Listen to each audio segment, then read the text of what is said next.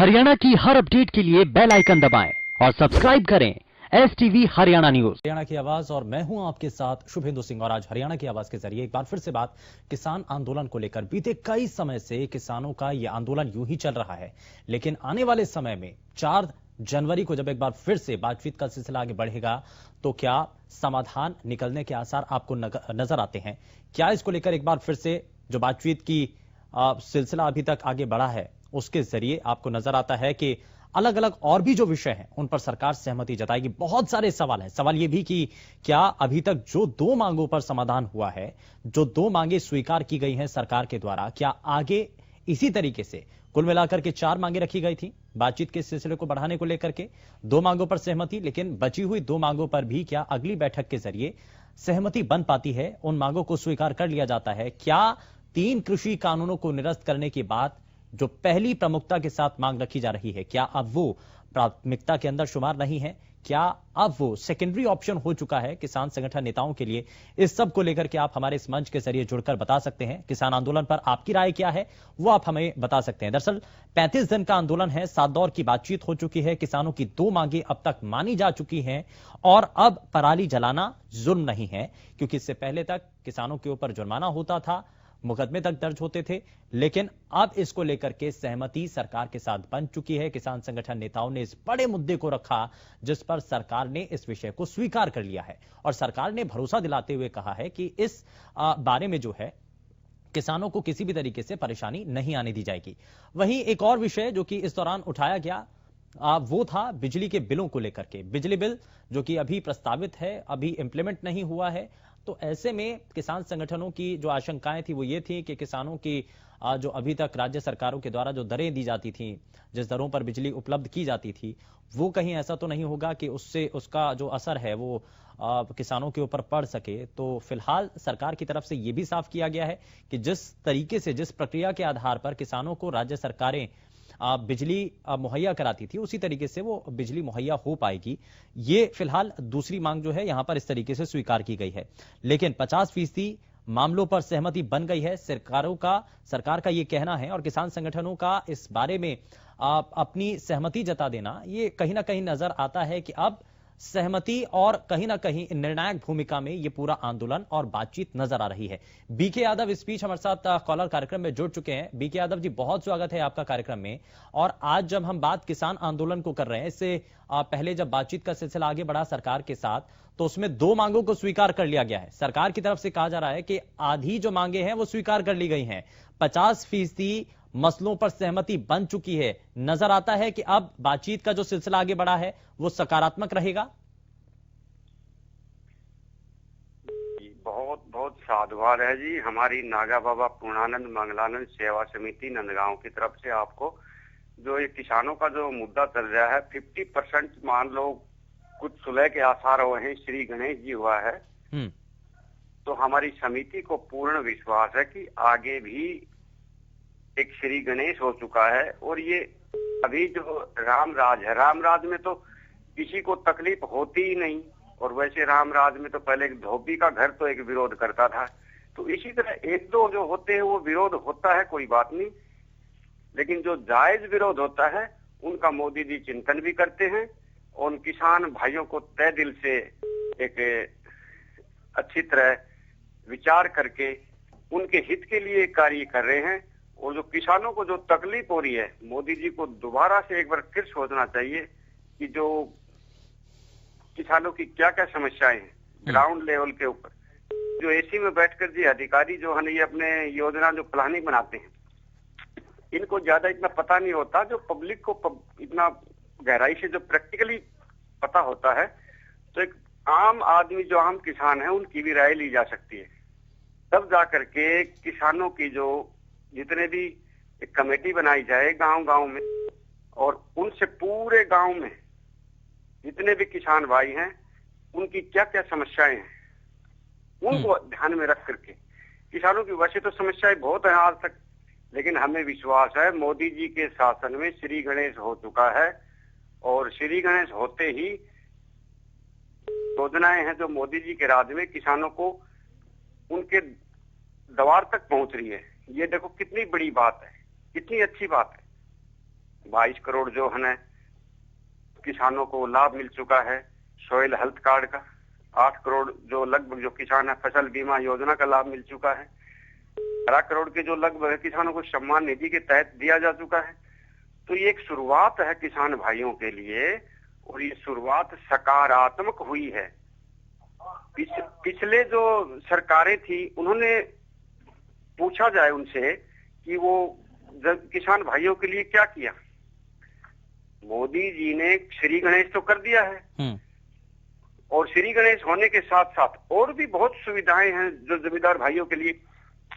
मोदी जी से मेरी प्रार्थना है जो आयुष्मान जो योजना लागू की है हर किसान तक योजना लागू होनी चाहिए। ये नाम मात्र लोगों तक पहुंच रही है, इसमें धांधली है। जहां अधिकारी अपनी कुंडलियां दबाई बैठे हैं इनकी फाइलों की, तो उनके ऊपर एक्शन होना चाहिए।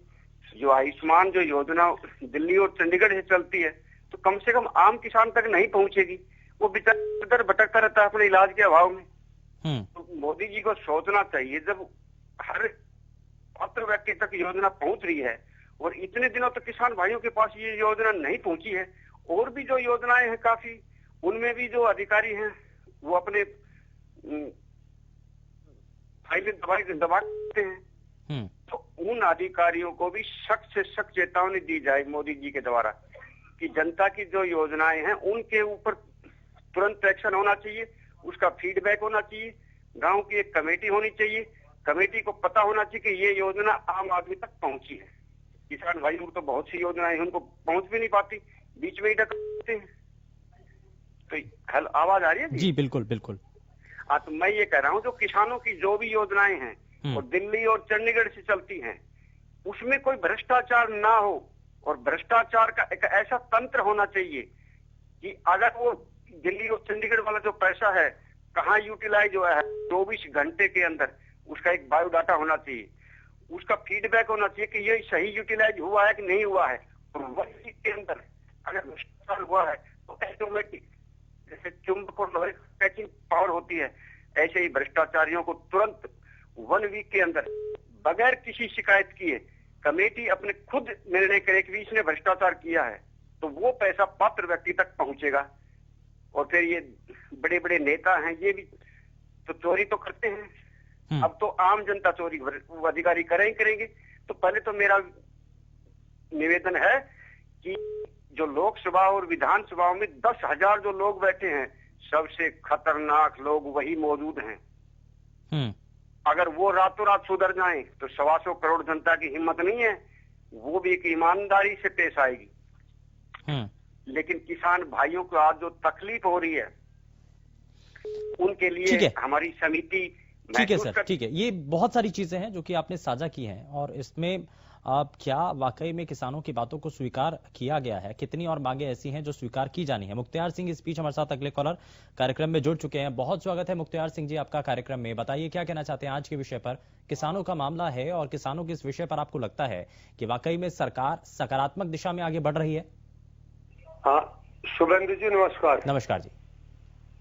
हाँ मैं ये आपके माध्यम से कहना चाहता हूँ जी, इधर तो सरकार मतलब 7वें दौर की बैठक हो गई, ये भी बेनतीजा गई।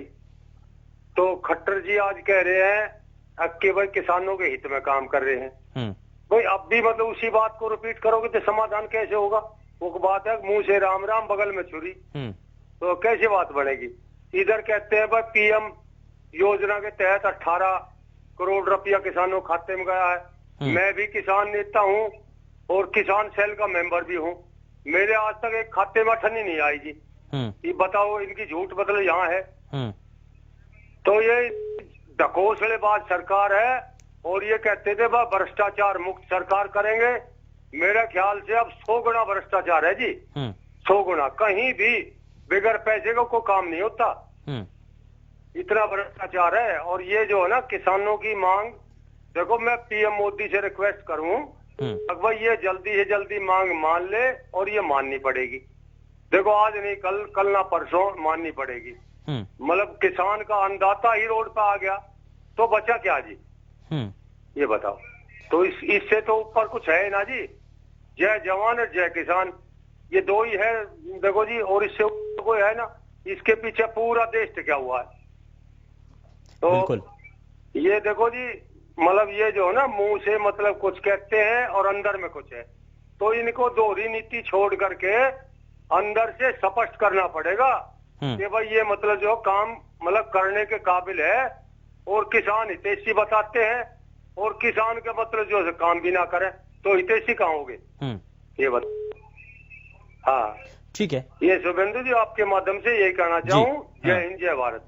चलिए, बहुत शुक्रिया मुख्तियार सिंह जी, आप हमारे साथ जुड़े कार्यक्रम में, आपने अपनी बातों को हमारे इस प्लेटफॉर्म के जरिए रखा है। और ये इसीलिए एक ऐसा माध्यम बनाया गया है ताकि जो प्रदेश के मुद्दे हैं उन पर हरियाणा और देश की जो जनता है वो अपनी बातों को बड़ी ही बेबाकी के साथ रख सकती है, क्योंकि सभी के अपने अपने विचार हैं, सभी की अपनी सोच है, सभी की अपनी विचारधारा भी है, और इसके आधार पर सभी के जो मत हैं वो अलग हो सकते हैं। लेकिन ये मंच एक ऐसा है जहां पर आप सभी तरीके की बातें अपनी रख सकते हैं। आपको लगता क्या है, क्या सरकार इस दिशा में सही तरीके से आगे बढ़ रही है, या फिर इसमें किसान संगठन नेताओं को भी कुछ हद तक अब और दूसरे जो विषय हैं, जो परेशानी किसानों के लिए बड़ी खड़ी करते थे, उनका हल निकालने का भी अब समय आ चुका है। इसको लेकर के आप हमारे इस मंच के जरिए जुड़ सकते हैं, बता सकते हैं, और आप किसान आंदोलन पर आपकी राय क्या है, आप इस विषय पर क्या बताना चाहते हैं, जल्दी से जल्दी हमारे इस मंच के जरिए जुड़कर आप हरियाणा की आवाज में अपनी आवाज मिला करके बता सकते हैं। दो मार्गों पर जो है अब सरकार आगे बढ़ रही है। पहला मार्ग ये भी है कि जहां एक तरफ बातचीत के जरिए समाधान निकाला जा रहा है, वहीं और दूसरे, क्योंकि दूसरा रास्ता ये भी सरकार की तरफ से इख्तियार किया जा रहा है कि जहां जहां जिन जिन विषयों को और इस कानून के अलावा भी परेशानियां किसानों के सामने आती थी, उनको भी स्वीकारा जा रहा है, उन पर भी सहमति जताई जा रही है, क्योंकि ये जो दो विषय हैं वो इन 3 कानूनों के अलावा हैं, 3 कानूनों से अलग हैं। तो यानी कि 3 कानूनों को लेकर के तो बात चल ही रही है, वहीं किसान संगठन नेता उसके अलावा भी जो दूसरे विषय हैं जो आज तक किसानों के लिए एक बड़ी परेशानी बनते रहे हैं, उसको लेकर के भी यहां सरकार के सामने हल इस पर मांगा गया है। विकास अगले कॉलर हमारे साथ कार्यक्रम में जुड़ चुके हैं। बहुत स्वागत है विकास, क्या कहना चाहते हैं आज के विषय पर आप? नमस्कार जी। नमस्कार जी। हरियाणा का बहुत बहुत धन्यवाद जो कि आवाज उठाने का मौका दिया। देखो जी, जैसे 7 दौर के बैठक हो चुकी है, लेकिन कल कुछ आशा हुई है। मैं भी एक किसान का बेटा हूँ। देखिए, पहले 2 पॉइंट तो किसानों के हैं। जब तक ये 3 रूल और एमएसपी पर लीगल कानून नहीं बनता तब तक कोई संभावना नहीं है। हाँ ठीक है, बिजली के लेकर जो कानून आएगा उसको भी नहीं लाया जाएगा, और जो पराली को लेकर वो भी डिमांड में। लेकिन सबसे पहले है डिमांड है जो ये तीनों कानून ये पूर्ण रूप से निरस्त हो। अगर सरकार दोबारा से कानून लाना चाहती है तो जो नेता हैं 42 संगठन, उनको साथ में रख करके कोई कानून लाए, ये पूरी तरह से निरस्त हो और एमएसपी पर लीगल कानून बनाया जाए। नहीं, जब तक ये कानून वापस नहीं होते तब तक कोई असंभव है, बातचीत का कोई जरिया नहीं है। हाँ ठीक है, दो मांगे मानिए, लेकिन पहली 2 मांगे ये हैं हमारी, एमएसपी पर कानून और तीनों कानून निरस्त है। हाँ ठीक है, सरकार का स्वागत करते हैं, वेलकम करते हैं, 2 मांगों के लिए तैयार हो गए हैं। देखते हैं अगली बैठक में क्या होता है, लेकिन पहली 2 मांगे ये है, एमएसपी पर लीगल कानून गारंटी और लिखित कानून अमलीजामा पहनाया जाए, और ये तीनों कानून निरस्त हो। उसके बाद हम सरकार का स्वागत भी करते हैं। लेकिन मैं एक पॉलिटिकल के हिसाब से भी कहना चाहूंगा, जो भी आगे भी जो बिल आ जाएगा किसानों से संबंधित, उसमें किसान आयोग का गठन बनाया जाए केंद्र की तरफ से, जैसे पहले भी आयोग बने हुए हैं, और किसान आयोग का गठन किया जाए और स्वामीनाथन रिपोर्ट लागू की जाए, C2 फार्मूला। और जितने भी पॉलिटिकल पार्टी उनमें जो मैनिफेस्टो में वादे करते हैं, उनमें उतने ही वादे तकरीबन में करे पॉलिटिकल पार्टी जितने होने के लायक हो, और ये फालतू के वादे न किए जाए। ये भी एक गुमराह करने वाले होते हैं मैनिफेस्टो, क्योंकि जनता वोट डाल देती है उन वादों में और बाद में कुछ करते नहीं है। इनके हिसाब ये भी एक रूल के हिसाब से ही चले पॉलिटिकल भी। तो ये मेरा सजेशन है जी। ठीक है, बहुत शुक्रिया विकास, आप हमारे साथ जुड़े कार्यक्रम में। अगले कॉलर इस बीच हमारे साथ रोहित तिवारी कार्यक्रम में जुड़ चुके हैं। बहुत स्वागत है रोहित, बताइए आज के विषय पर क्या कहना चाहते हैं? सर मैं रोहित सोनी सिवानी मंडी डिस्ट्रिक्ट भिवानी से बोल रहा हूँ। बहुत स्वागत है रोहित, बताइए। सर नमस्कार। सबसे पहले मैं जो हमारे किसान अभी दिल्ली में बैठे हुए इनके लिए बहुत बहुत दुख हो रखा है सर हमें, क्योंकि ये बेचारे इतनी ठंड के अंदर लोग हम खुद नहीं रह पा रहे, हमारे घरों के अंदर बेचारे सड़कों पे बैठे हुए हैं। और हम चाहते हैं सर सरकार इसके ऊपर तुरंत फैसला ले और ये MSP तो जो काले कानून है 3 इनको वापिस ले, क्योंकि इससे सर देखिए सर किसान हमारे अन्नदाता है, ये बात तो सर बिल्कुल सत्य है।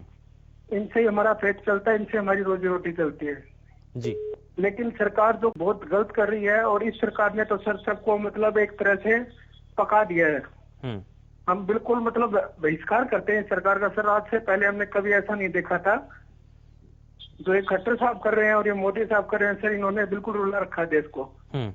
और जो बोलते थे कि हम समर्थन करते हैं बीजेपी का, वो लोग खुद आज परेशान है लेकिन वो बोल नहीं रहे हैं। जो किस मुंह से बोले वो बोलने लायक है, उनकी इज्जत ही ना उस साइड के रहे ना उस साइड के रहे।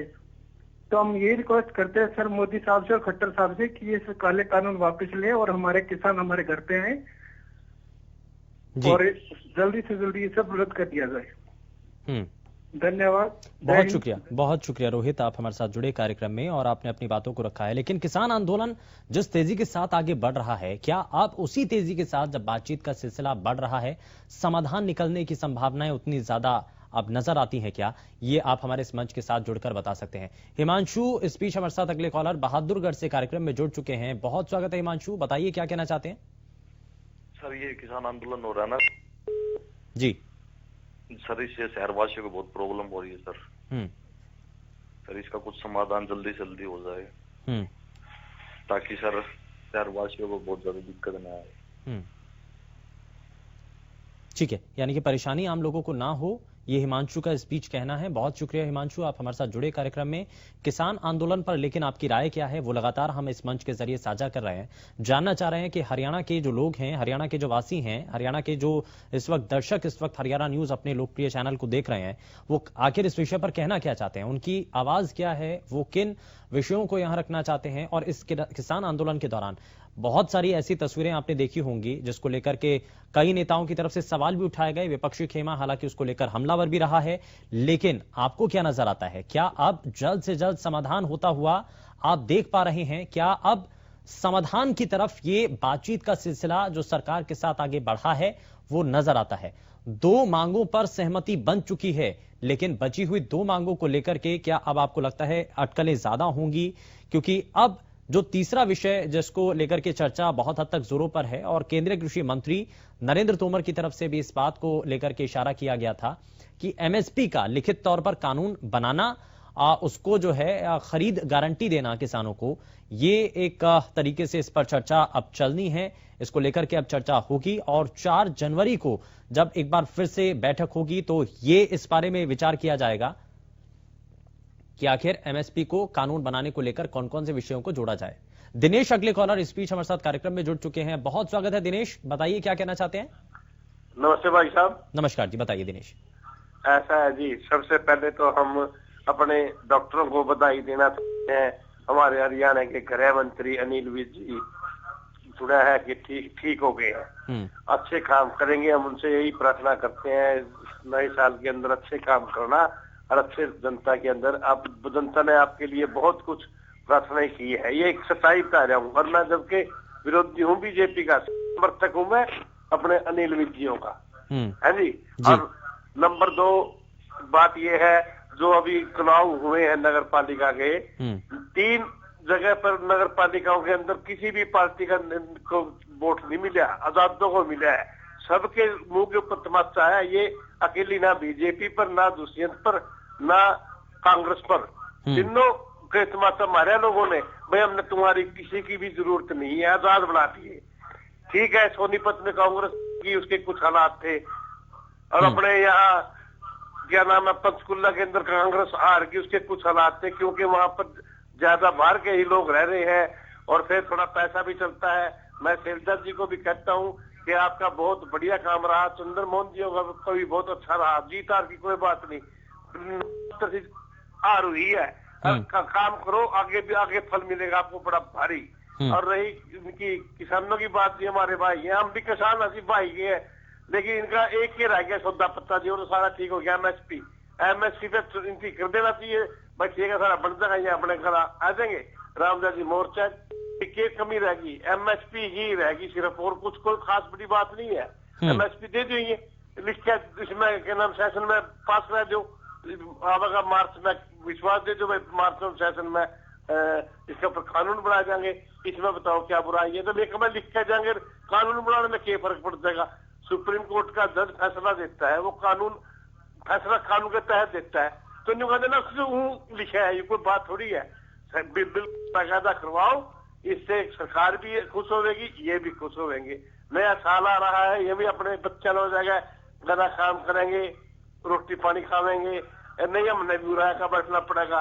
इतना रीढ़वादी की ओर है, लोकतंत्र है, ये वोट दिया हमने इनको, हमारा हक है।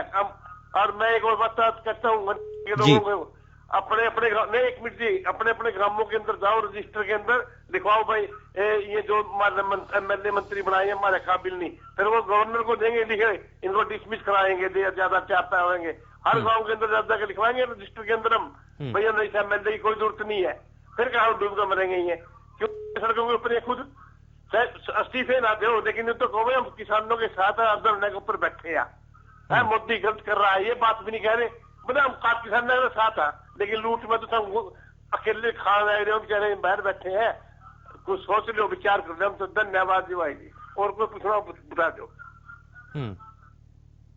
ठीक है, बहुत शुक्रिया दिनेश, आप हमारे साथ जुड़े कार्यक्रम में, आपने अपनी बातों को यहाँ इस मंच के जरिए साझा किया। और हमारी कोशिश लगातार यही है कि ज्यादा से ज्यादा जो हरियाणा की आवाज है, हरियाणा के जो लोग हैं और देश की जो जनता है, उनकी आवाज को हम इस अपने प्लेटफॉर्म के जरिए एक मौका दे सकें, अपनी बात रखने का एक जरिया दे सकें। और यही हमारी कोशिश भी रही है कि लगातार इस मंच के जरिए जो आम लोग हैं, आम जनता हैं, जो आप असल मायने में प्रदेश के ऐसे और देश के ऐसे मुद्दे हैं जिनको लेकर के बहुत कुछ बताना चाहते हैं, लेकिन प्लेटफॉर्म ना होने के कारण, मौका ना मिल पाने के कारण वो अक्सर अपनी बातों को कह नहीं पाते हैं प्रदेश के बाकी लोगों तक और देश की जनता तक, अपनी बातों को, अपने सुझावों को, अपनी राय को नहीं बता पाते हैं। लेकिन ये इसीलिए हम बार बार कह रहे हैं, ये ऐसा मंच है जहां पर मौका मिलता है। और इस पूरे कार्यक्रम के दौरान कई कॉलर्स जो हैं, बहुत सारे सुझाव भी मिले हैं, बहुत सारी राय इस कार्यक्रम के दौरान दी गई है, लेकिन किसानों के इस आंदोलन का अब समाधान क्या हो